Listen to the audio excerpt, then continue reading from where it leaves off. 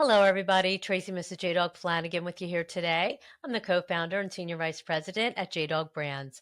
Welcome back to another exciting episode of Tactical Treasures podcast, sponsored by the JDog Foundation.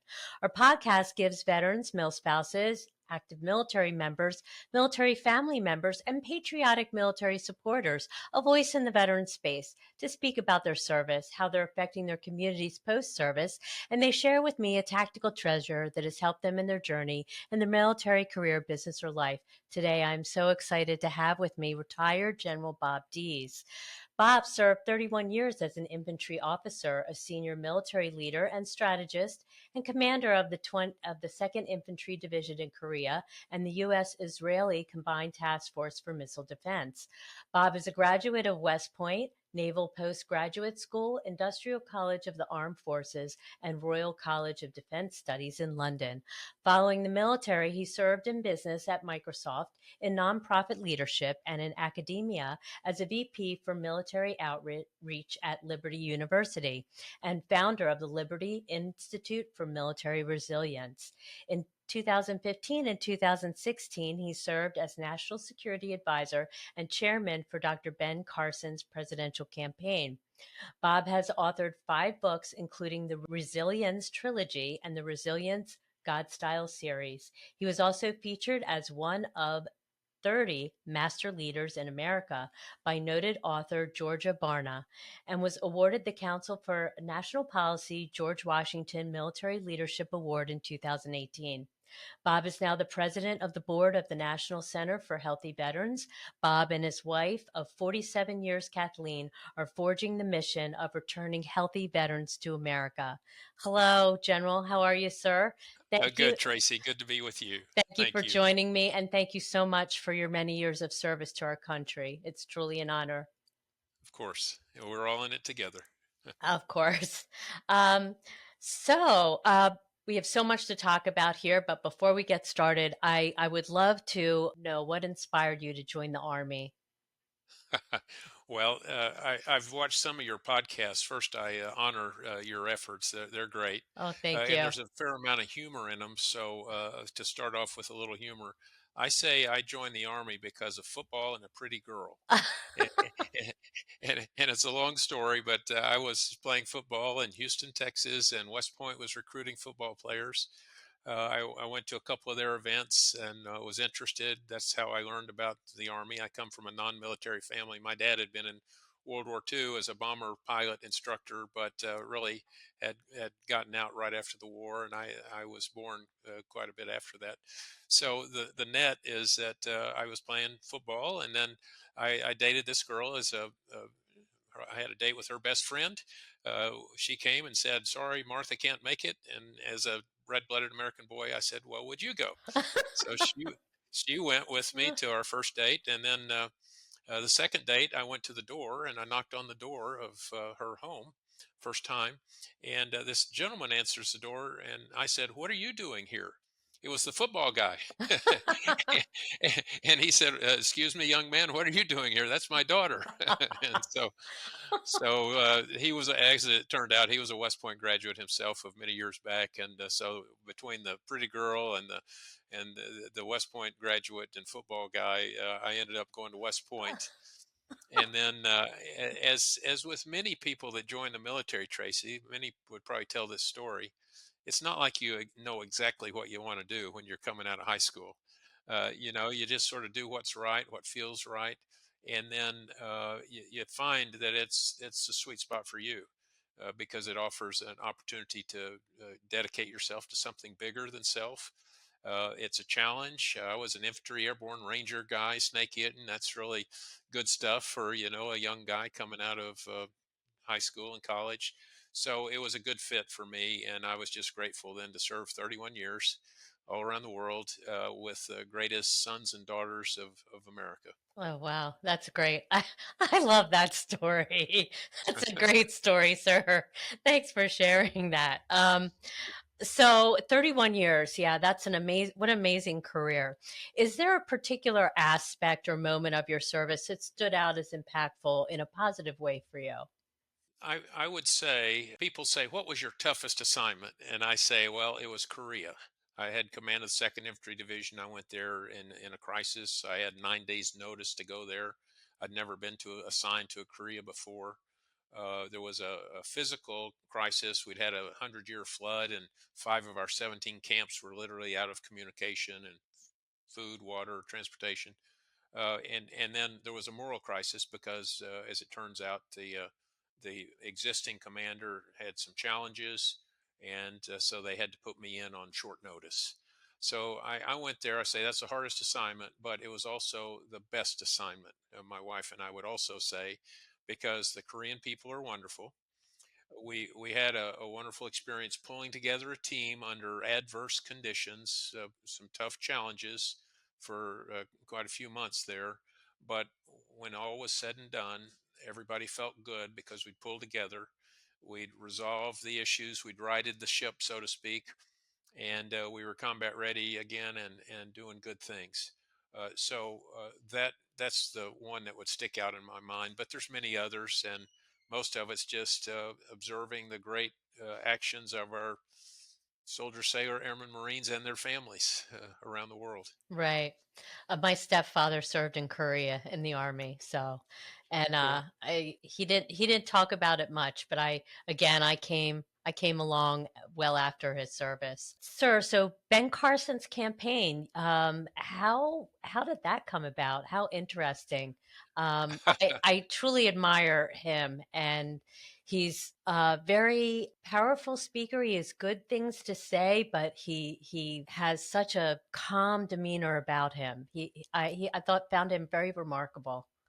Right. Well, he is a remarkable person. He's a person of great character, and what I found interesting was that when we were out, when I had to speak on his behalf out on the campaign trail, I would often challenge people because he's sort of low key, and people say, "Well, is he decisive?"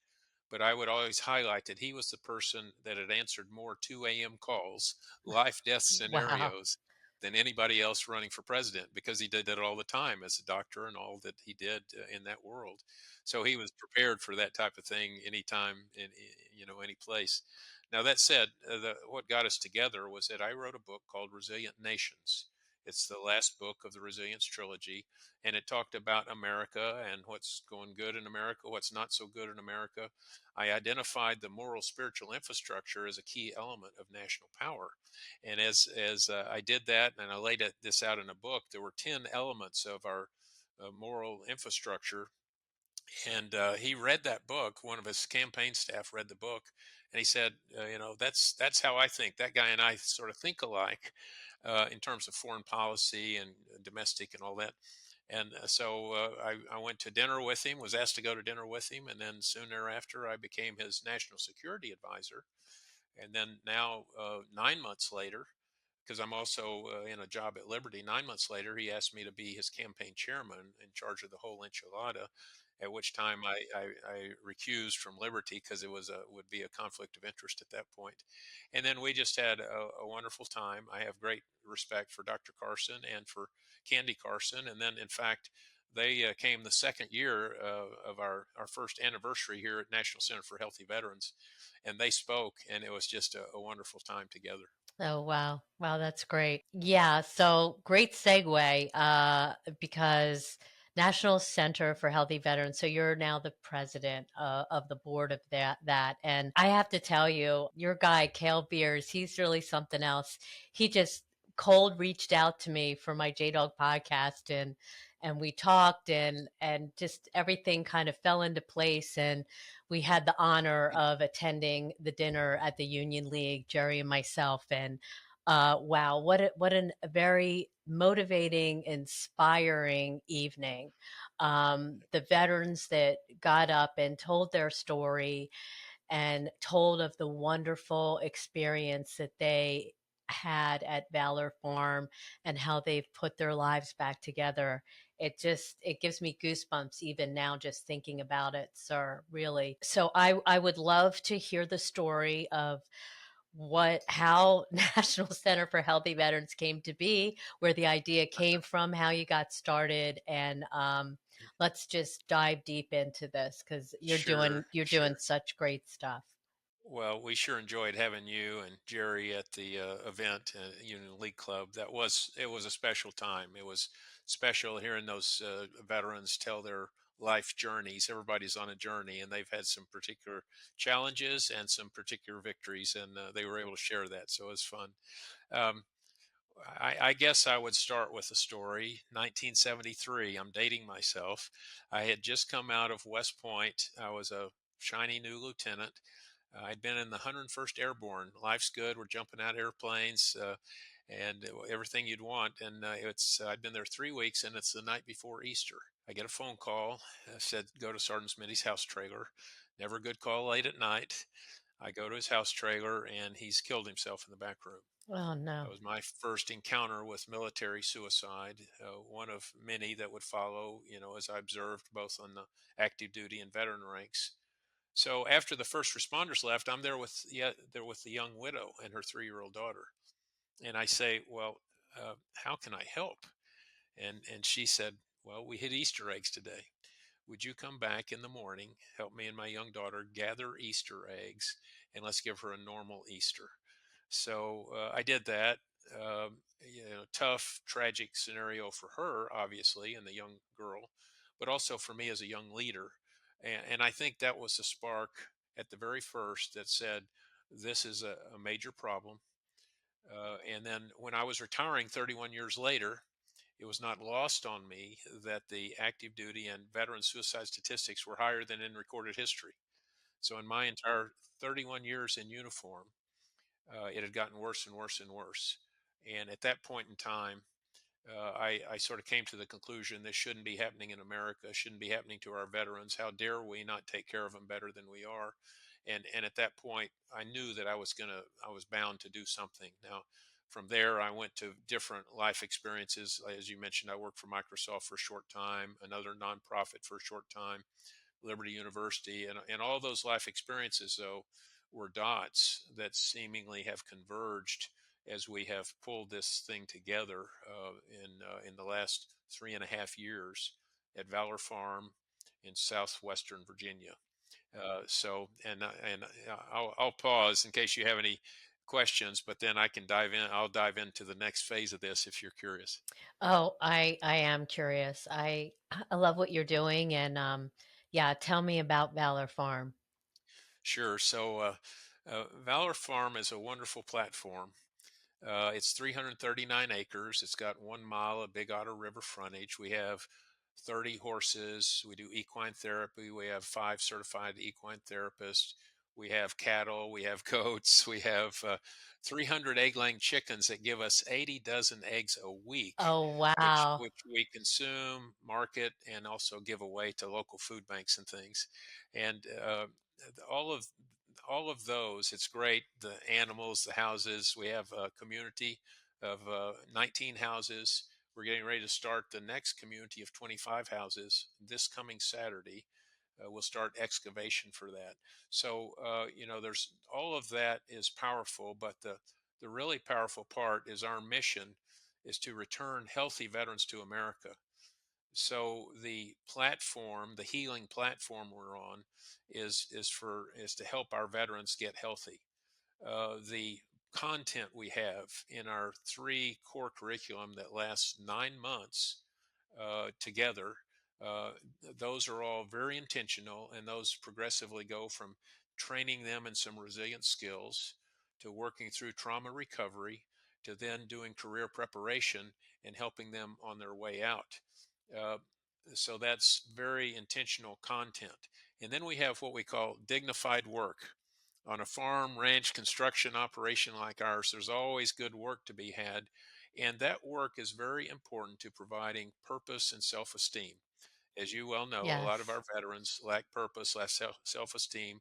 And now, with all the dignified work, they can gain value in what they do, and they can also do it together in terms of teamwork. Speaking of teamwork, they live in community in the village. The primary cause of veteran suicide, many would say, is isolation. So we fight isolation very intentionally. We modeled it after a place called Community First, perhaps the largest tiny home community in the United States. and we went to school on how the houses are oriented, how the people live, what do they do about meals, and so forth.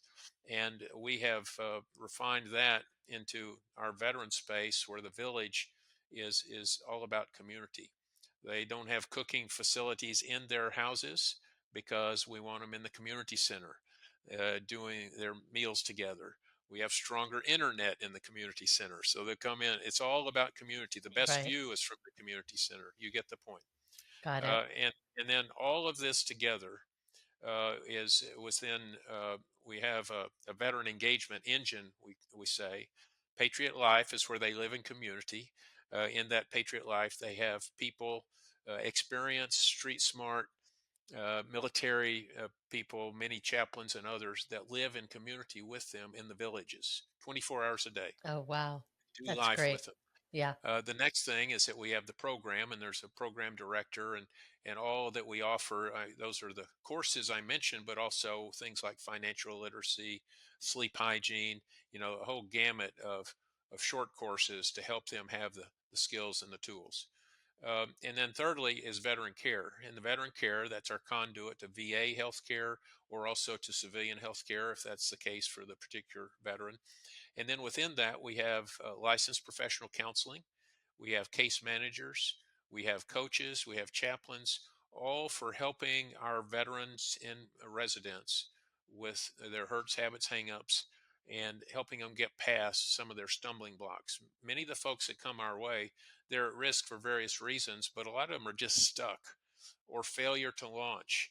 And it's because they just have some challenge in their life that they've not been able to overcome. And so, with the help of peers, with the help of our professionals, they then can overcome and then move on out and do good things. So I'll take another deep breath. Any questions about that? And then I'll tell you, I'll go to the next level. That's really great. So you did say that you're building 25 more homes. Now, are you still going to be focused in the southern west part of Virginia, or is this another community elsewhere in the United States? This is in the Virginia community. Okay. That said, we've had there's several other communities similar, maybe a year or two behind us in the United States that have come. They've gotten we're their mentors, if you will. We talk to them about policy, about the hard things. We say our intellectual property is how do you rewire the brain, reshape the heart, restore the soul. I mean, we can put people on horses or put them in houses, but unless we take care of that really deep work, then they'll be right back where they started in short term. We call ourselves, Tracy, we say we're a crock pot in a microwave society. There's a lot of good things happening in our Right. world. Microwave, retreat this, fly fishing that. Those are all good. But if we're truly going to get at the besetting challenges that of PTSD, traumatic brain injury, moral injury, adverse childhood experiences that are only precipitated by other military challenges. All of those things don't lend themselves to a microwave, but a crock pot. And we just wrap our arms around these guys and stay put with them. One of the facilities is up in Wisconsin. Another one is down in Kentucky. And we're not officially franchising yet, but that is essentially is what is taking place as we speak. Oh, okay. Okay, so those And locations are part of you. And well, they're not officially part of us yet, but they're spawning out of us. We're mentoring them, and as you would know, you and JDog would know more than anybody. You're professionals at franchising, so I'm going to be coming to you for expertise pretty soon. okay, come our way. We could certainly help. Um, so how did the veterans contact you? How did they apply for a program? Is there a whole process? And I understand, from being at the dinner that everything is free for the Right. veteran. And do they can they bring their families with them, or do they come themselves? How does all that work? Sure, sure. Well, until recently, the veterans with families were not intact. And so part of what we quickly saw we were into, not just helping that veteran, but if we don't get it right in the family, we don't get it right. And so we have family counseling, we have children's counseling, we have couples counseling. So there's all sorts of counseling offshoots that we have gotten into necessarily. One family came and I asked the wife, "Why are you here?" She said, "Short term pain for long term gain." She recognized, to answer your question, that she would not be living with her husband in the village because they had three other children. They couldn't accommodate that. We do have some houses that'll accommodate a family of two and the mother and dad, and we've had a family of like that live in the village for a year, so it's possible. But really, what happens is that the best part is that we bring in the male veteran who's we're equipped to handle, and then we counsel the family, and depending on the exact situation, we work with them. Now this particular couple was local, so they've got a local house. The wife said short-term pain, long-term gain. We've wrestled with this trauma from the military for too long, we're going down the drain. I turned to the 13-year-old to her side, and she said, we just want our daddy back. And so we've been working, to help daddies get back to their families. And that particular daddy, it's understandable. He said in his graduation of the first 12-week curriculum, he said, I was trying to outrun my trauma with my job, and that doesn't work. And I said, it's sort of like trying to outrun your shadow. It doesn't work. But the good news is that he's leaning in, and he's working to learn work-life balance, working to resolve some of his trauma, and perhaps most importantly, he's making great progress on this family communication and reuniting the family. And we actually, in the third trimester, for all of our veterans, we have an internship. So the internship we've given him, because he's accomplished in many other ways, is family as business. His business and his internship is to continue to work that family so that he's in solid ground before he graduates from our program. Oh, great Hello, idea. I love viewers and listeners. I would like to introduce you to the JDog Foundation, which is a 501c3 nonprofit dedicated to the prevention of veteran suicide and the healing of veterans' mental health. 100% of all proceeds received by the JDog Foundation goes directly to several foundations focused on the mission of saving veterans' lives. Each partner is hand-selected by our executive director, Jerry Flanagan, with input from the assistant director, Tracy Flanagan, and the JDog Foundation board members. Our foundation's motto: saving lives, one veteran at a time. Go to jdogfoundation.org to take a look at everything that we're doing there and the organizations that we're partnered with. You can also donate, and there's also a support line if you're in need of help. Thanks. Check us out, jdogfoundation.org. So, does this pertain to women veterans too, or is it just a male community? Right now, it's just a male community.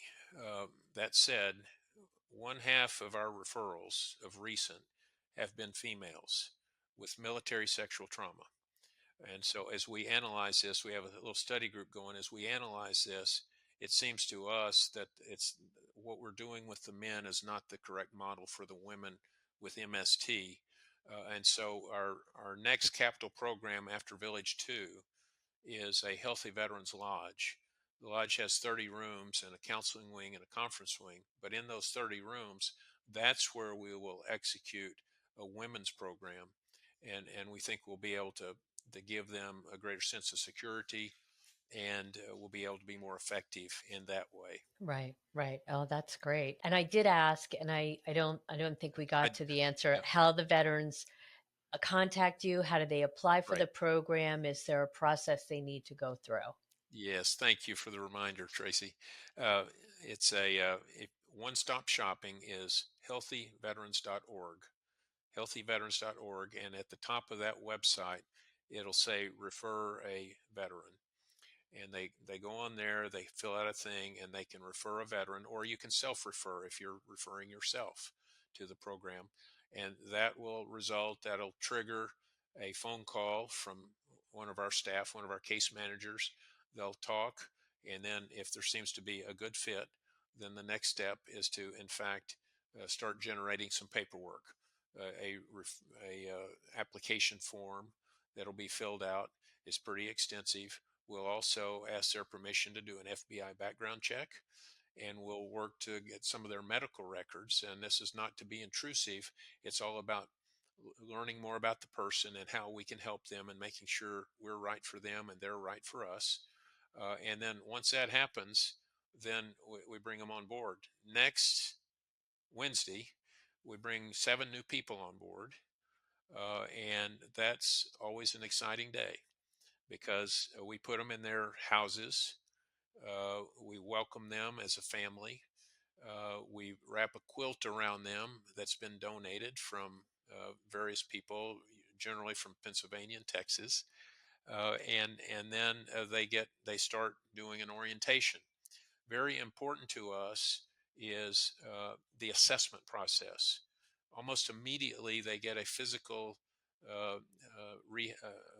assessment from folks down the road from us called rehab associates. How much can they lift? How can they twist? How can they bend? What's their aerobic conditioning? All of that, so that as we start engaging in activity on the farm, ranch, construction, we don't break them Right. physically. Yeah. And then equally, we give them a battery, a psychological battery across the board, and also an occupational interest inventory, because we want them to know immediately that we have their future professional success at heart, as well as their emotional regulation and wellness in various ways. We say healthy equals physical, mental, spiritual, emotional, relational wellness, and that's how we assess people on multiple occasions as they go through the program, and that's how they establish goals and work towards those goals. One other thing you said, how are they referred? They're referred by anxious mothers. They're referred by social services organizations, by prison correctional officers, by somebody. We had one homeless fella that he was living in the unheated barn of a person not too far from here. They discovered him and they brought him, and he was one of our very first patriots. Another one, the very first patriot, we didn't have houses at all to put him in. All we had was horse stalls. So we converted a horse stall. We had some of our staff living in horse stalls, and we had a patriot living in horse stalls, taking cold showers and all that until now we're quite a few laps around the track from those days. But that shows our heart, at least, about where we aim to help. Oh, wow. This is amazing. What an incredible program that you have. And when actually was this started? How many years have you been doing Yeah. this?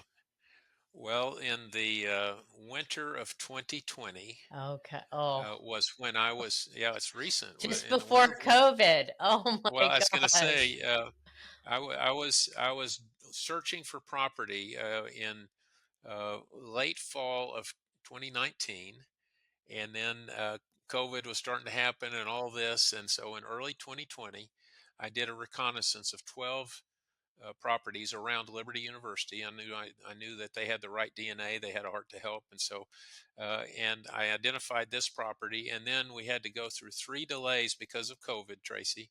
And finally, in September of 2020, we closed on the property. And then we received county approval. We had to go through a big gauntlet of county supervisor briefings and things to get all the land approvals and stuff. And then in November 11th, Veterans Day, which is always our anniversary, on Veterans Day 2020, we cut the ribbon. Ollie North, familiar great Marine, helped us Yes. cut that Oh, ribbon. wow. And then the next year we had Ben Carson, and the next year we had Dr. Tim Lee as on Veterans Day to celebrate. And we have a large veterans commemoration event. It's perhaps 800 people in our riding arena. We have a large indoor riding arena. We set up a stage. We have beautiful horses bring the flags in. You get it's just about as patriotic as you can All get. right. So Sounds it's a like it. special time. And then this last time we had Nick Vujicic. I don't know if you've heard about him. He's an Australian that was born without arms and legs, and he doesn't have any military experience, but he talks for about a minute, and that doesn't matter because here's a person that has overcome hardship, has shown great resilience and inspires veterans and others alike by virtue of overcoming adversity, which is what we as veterans are all about. Right, right. Oh, wow. That sounds amazing. Well, what an incredible story. You're doing just amazing work. And I would love to visit the farm one day. It sounds spectacular. Maybe we'll find a bunch of junk around here and then you guys can. No, I'm kidding. No, uh, one of our J dogs could come out and help you out. Well, I noticed in Virginia you've got J dogs on the eastern Virginia We coast do, around. yeah. Yeah, I'd love to get some going in Western Virginia and over where we are. We would too. Yeah, We would yeah. too. Well, we're always looking. Some of our patriots, we always match them. What are their attributes and what do they want to do? But we've got some entrepreneurial types. Who knows? Stranger things have happened. Yeah, send them our way. Okay. So now we've come to the time of, and I would love to hear what you're going to share with us today. Your tactical treasures, sir. What is it? Oh wow. Uh, well, it's interesting. I listened to some of your podcasts, as I mentioned, and some of your previous speakers stole my tactical treasures. No, I'm kidding. No, no. I loved what a number of them brought out, but Yeah. the one that comes to mind for me is this word called resilience. Obviously, I've been involved in resilience. It was the Army, Navy, Air Force, Marines. One of their first efforts to really beat down the suicide dynamic was to establish resilience programs. And then I sort of did that same type thing with all my work at Liberty and then writing books. So the reason I highlight resilience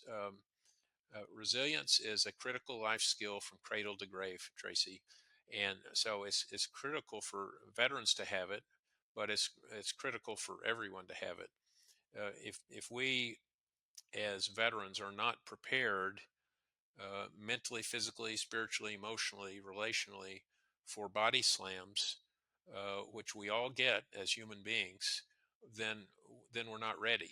And one of the primary values of a military veteran or military professional is to be ready.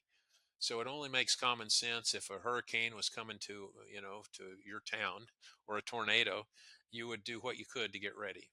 Well, the reality is we don't know what it looks like, but there was always hurricanes and tornadoes, body slams of life that we all encounter. And so there was a Swiss theologian. He said, "We fall the way we lean." Paul Tournier, we fall the way we lean. And so ahead of trauma, it really helps to be leaning in the right direction. And I strip this out a little more if we have time, or I can end here. Would you want me to say a little more, or Sure, go ahead. okay, This is okay, interesting. I love it. yeah. So after Vietnam, some researchers at University of North Carolina named Tedeschi and Calhoun, they did some research looking at post Vietnam outcomes, and then they reverse engineered in those respective lives back to before Vietnam, and they found that there were certain resilience building uh, activities that people, faith, family, friends, community, different things, resilience building attributes or characteristics that those people engaged in, and those that did that were more inclined, instead of to spiral downward with post-traumatic stress, etc. This was the invention of the term post-traumatic growth, and they found that there was a bipolar response for some of the people that had, and this is a strong correlation, that had prepared ahead of time, then they would go up, and if not, they would go down. And so essentially it told me that resilience is not only innately, God gives us all a different measure of resilience, but it can be learned. And if it can be learned, it only makes sense for us to work on learning it. So that's when I dove into my series of books. The Resilient Warrior is the first book. Uh, and that Resilient Warrior book basically said, how do we prepare for the storms of life? How do we weather the storms of life?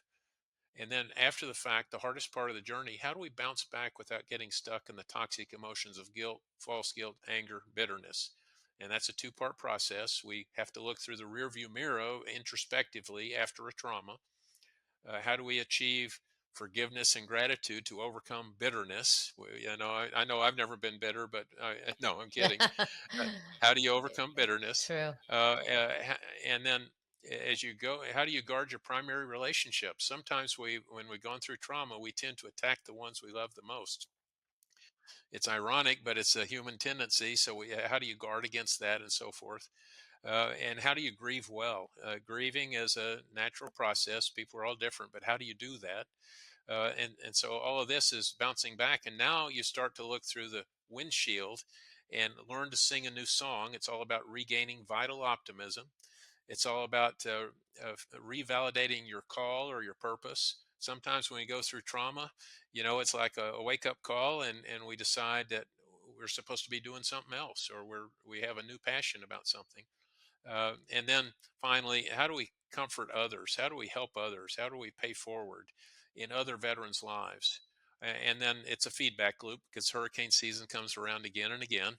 So how do you learn from that life experience, and then get ready for the next one? So all of that's about resilience. That's a tactical treasure because I saw it so many times in the military. When you go to West Point or an officer candidate school of anything, they sort of stamp on your head two things. They say, accomplish the mission, take care of the troops. Accomplish the mission, take care of the troops. So when I graduated from West Point, I think I had a tattoo up there with that on it. When my RTO died at my side, it went from here to here. And then I saw more of that, and I saw that it went from my head to my heart to my gut, because it became a divine calling. And I had such compassion and empathy for the blue collar workers, particularly the enlisted personnel in all the armed forces that do such wonderful selfless work. That just became a divine calling for me. And so as a leader, my mantra is just all about selfless service, and it's all about helping others achieve their full potential.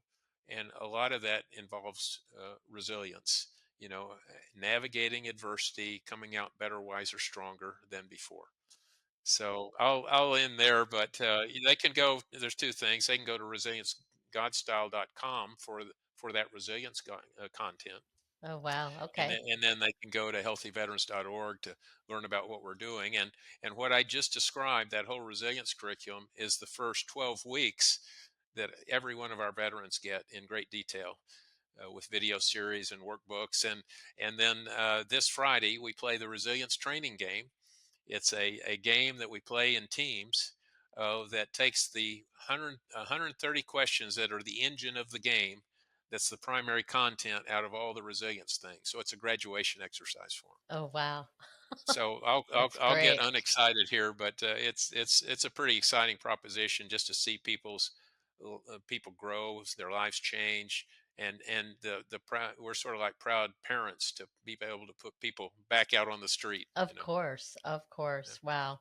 That's amazing. I love your tactical treasure. That's awesome. I'm going to have to get those books. I'm going to have Uh, to dive deep into that because well, send me an address. I'll send you the books. Yeah.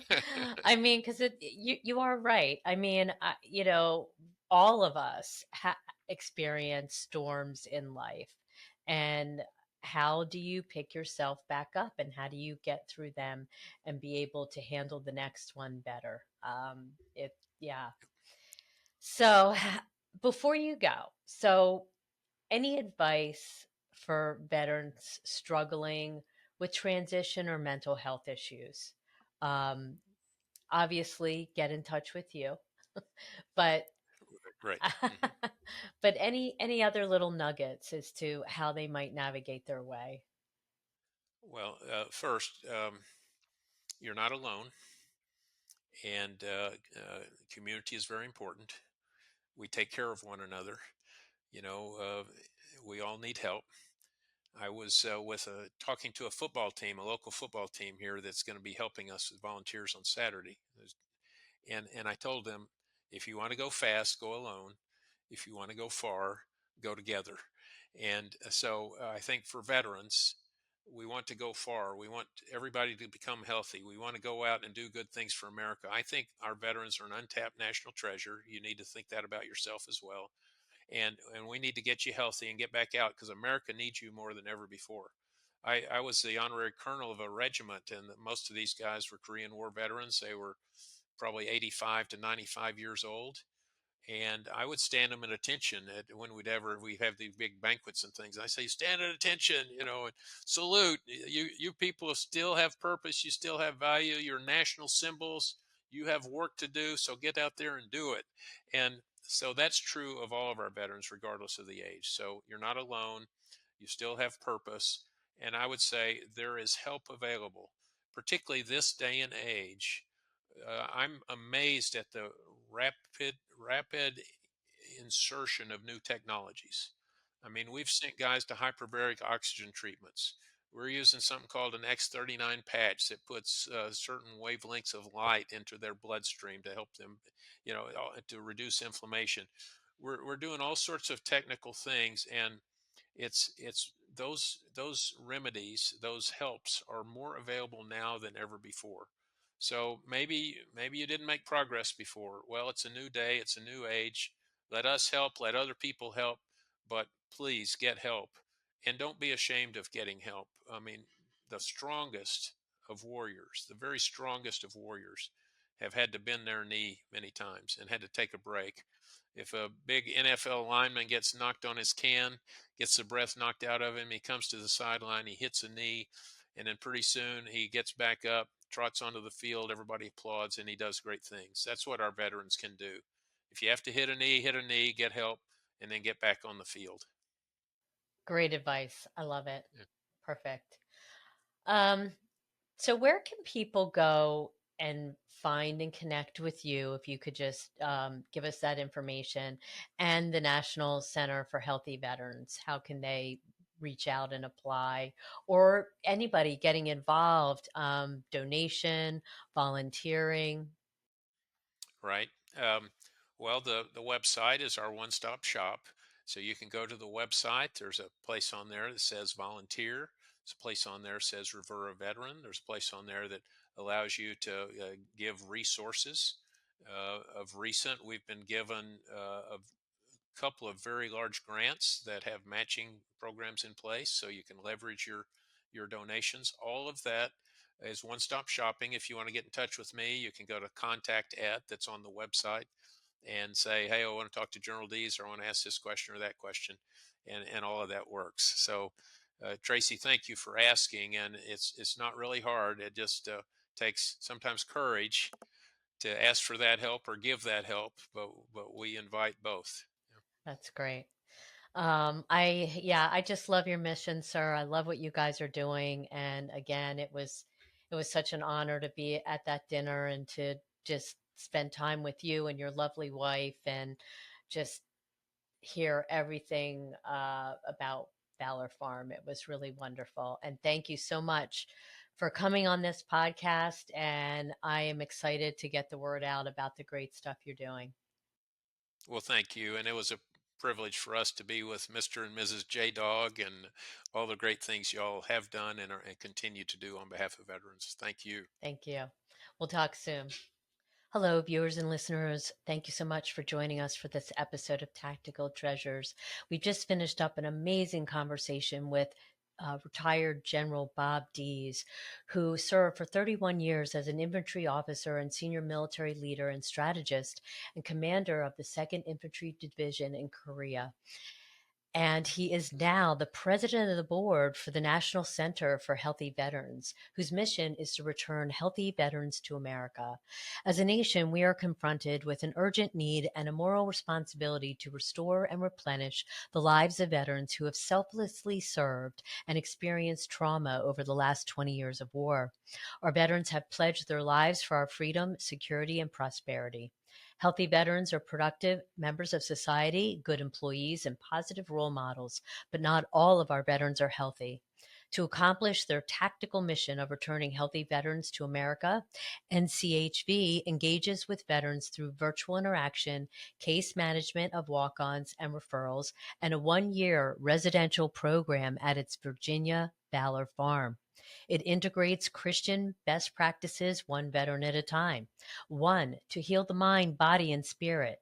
2, to defeat isolation in community living. 3, to provide dignified work on active farm, ranch, and construction projects. 4, to deliver Christian trauma recovery and life skills programs. 5, to enhance career preparation and skill training. And 6, ultimately to prevent veteran suicide. While the situation may seem unrecoverable, most vets, with the help of NCHV, can return to their communities as healthy future leaders. These former warriors are untapped national treasures who should be remobilized to benefit every sector of America. To learn more, volunteer, and to donate, go to healthyveterans.org. Thank you for tuning in. And you can find Tactical Treasures podcast on all your favorite podcast platforms, as well as Vet TV, American Grit, and our dedicated YouTube channel. We are now airing on Reese Across America Radio on Thursdays at 7 p.m. Eastern and Saturdays at 1 p.m. Eastern. You can also find Reese Across America Radio on the iHeartRadio app, the Odyssey app, and the TuneIn app. We are also proud to share that our JDog Foundation is a Reese Across America sponsorship group. For every $17 Veterans Wreath you sponsor, $5 goes directly back to the JDog Foundation, whose mission is to prevent veteran suicide and heal veterans' mental health and PTSD. You can donate right now at reacheacrossamerica.org/JDog. Again, thanks for tuning in, and we'll see you again on another podcast real soon. Bye-bye now.